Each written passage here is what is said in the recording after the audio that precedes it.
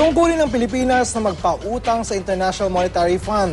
Ayon sa Bangko Sentral ng Pilipinas, dati raw kasing tumulong ito sa atin nung panahon ng krisis.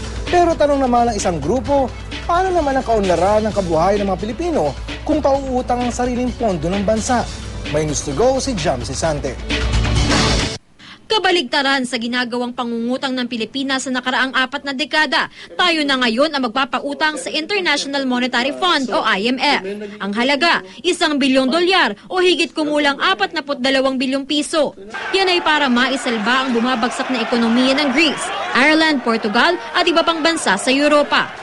It is our responsibility, it is part of our obligation, something like paying forward to IMF who has assisted us during our times of crisis in the Philippines.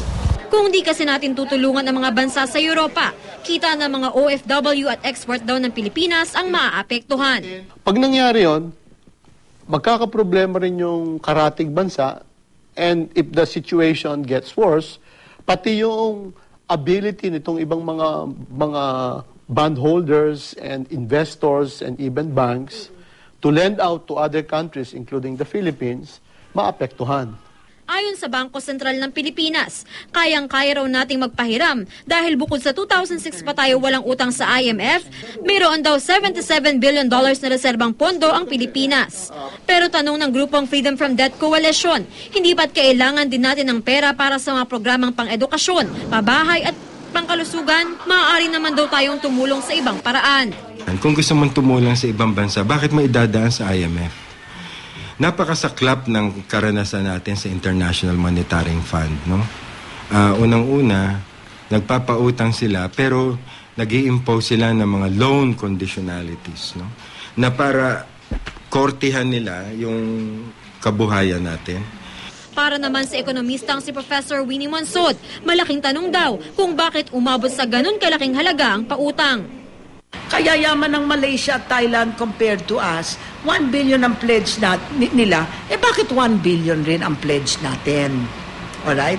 But, in other words, yabangan lang ba ito? Could there not have been a little bit more consultation? Could not have been there a little bit more information? Paglilinaw naman ng BSP, kikita ng interes sa pagpapahiram natin ng bahagi ng ating reserbang pondo na hindi naman daw magagamit sa mga proyekto tulad ng pabahay at kalsada. Hindi po pwedeng ibibigay ng Bangko Sentral yung reserves pagkatapos itatranslate ito into dams, into streets, and into playgrounds, no? Kasi kaya nga tinawag na reserves yan eh. Dapat nakapondo lang yan upang sa ganun, ano man ang mangyari, meron kang pagkukuhanan ng pondo mo. Jam Sisante, GMA News.